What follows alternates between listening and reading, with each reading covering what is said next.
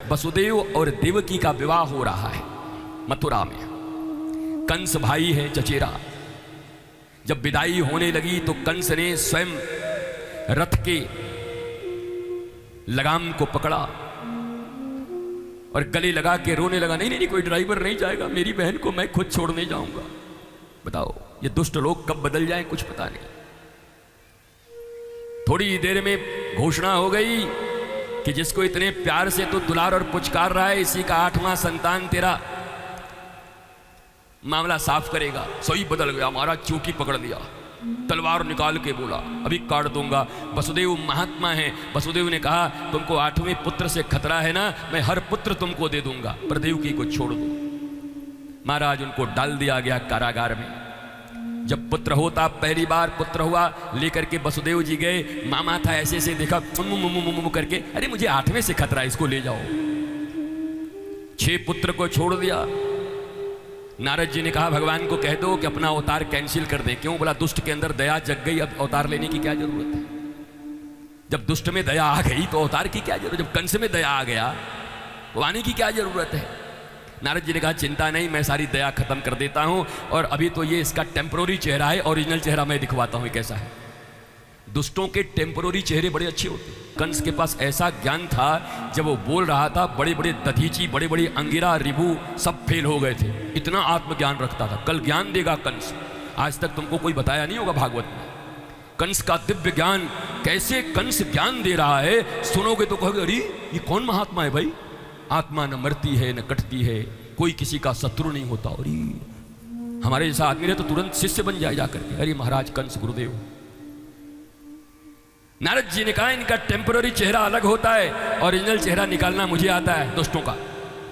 गए जाकर के कहा भैया क्या तू फंसा हुआ है, तू देवताओं की गिनती जानता नहीं, तू नीचे से गिन रहा है, उनकी ऊपर से शुरू होती है, ऊपर से 1 2 3 4 5 6 7 8, तो ये 7वां होगा, ऐसे करो 6ठा होगा, ऐसे 5वां होगा। उसका चक्कर माथा घूम गया, बोला सबको लाओ महाराज अभी मारूंगा। पता नहीं कौन 8वां है कौन 7वां है, सबको मार दिया। भगवान ने कहा अब अवतार लेंगे। सप्तम गर्भ में कौन आए? भगवान संकर्षण आए। ये दुनिया का पहला, जिसको तुम लोग आजकल कहते हो टेस्ट ट्यूब बेबी, जिस तरीके से तुम बात करते हो, या दूसरे गर्भ से निकाल के दूसरे गर्भ में पालने की विधि, ये पहली विधि थी भारतीय सनातन संस्कृति में। देवकी के गर्भ से निकालकर भगवान बलराम को रोहिणी के गर्भ में डाला गया, इसीलिए उनका नाम संकर्षण पड़ा।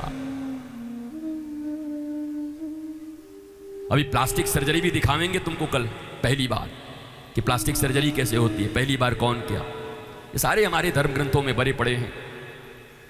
दिव्याति दिव्य भाव से महाराज जब कंस आया, अष्टम पुत्र का जन्म हुआ, और 7वीं तो बीच से निकल ही गई थी, वो ऊपर उठ गई थी। तू क्या मुझे मारेगा, तुझे मारने वाला पैदा हो गया, सब बाद में हो ही जाएगा। अष्टम पुत्र आए, भगवान का जन्म हो गया। पहले तो गदा वदा लेके ही जन्म ले लिए थे छोटे से, बाद में माँ ने कहा ऐसे कोई मानेगा कि तुम मेरे बेटे हो महाराज, छोटे बच्चे बन के आओ। फिर भगवान छोटे बच्चे बन करके आए। भगवान को सूप में उठाया वसुदेव जी ने। भगवान को मस्तक पर जब उठाया तो सारी बेड़ियां खुल गई, ताले खुल गए।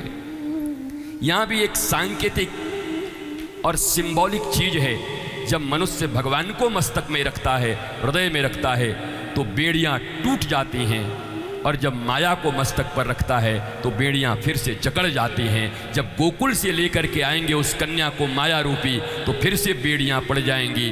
पर जब परमात्मा मस्तक पर होता है, तुम्हारे माथे में अगर ठाकुर हो, गुरु हो, तो सारी बेड़ियां खुल जाएंगी।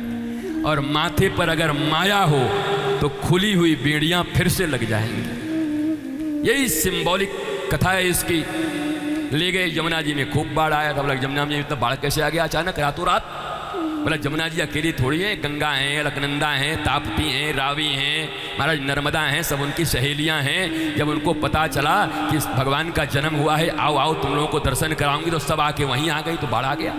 इतनी नदी एक में मिल जाएगी तो बाढ़ नहीं आएगी तो क्या होगा बताओ। सब सहेली लोग आई थी देखने के लिए, भयंकर बाढ़ आ गया। रास्ता मिला, गए जा करके वृंदावन में तो ऐसा माना जाता है कि वहाँ पर हमारी यशोदा मैया ने कन्या को जन्म दिया था, उस लाला को वहाँ पर रख दिया और कन्या को लेके आ गए। हमारे वृंदावन में ऐसे ही मानते हैं। हम ब्रज के लोग हैं तो ऐसे ही बात बोलेंगे, अपनी बात क्यों नहीं बोलेंगे? तुम्हारे पास नहीं बोलेंगे तो कहाँ बोलेंगे? जब उसको लेकर के आए, फिर बेड़िया लग गई, सुबह कंस आया और आकर के उठाया। बोला इतना झूठ, देवता लोग भी झूठ बोलते हैं, बताओ। बोला था 8वीं संतान, ये तो संतानी है, अब क्या होगा? महाराज दिव्याति दिव्य भाव से आज प्रातः से ही यशोदा के आंगन में जैसे ही प्रातः हुआ, प्रथम आरुषि का वर्षण हुआ। रोहिणी मैया उठी, उठ करके झांक के देखी तो इतना सुंदर सुंदर तलवा दिखाई पड़ रहा है, छोटा छोटा लाला का। अरे बोला ये कौन है? थोड़ा और उचकी तो घुटना दिखाई पड़ा, थोड़ा और उठी नितंब दिखाई पड़े, थोड़ी और उठी तो बक्षस्थल दिखाई पड़ा, थोड़ी और ऊपर उठी तो चिबुक दिखाई पड़ा, थोड़ी और ऊपर उठी तो नंदलाल नीलमणि प्रकाशित हो गया। और रोहिणी ने कह दिया, अरे नंद को लाला भयो है, तो नंद को लाल है गयो।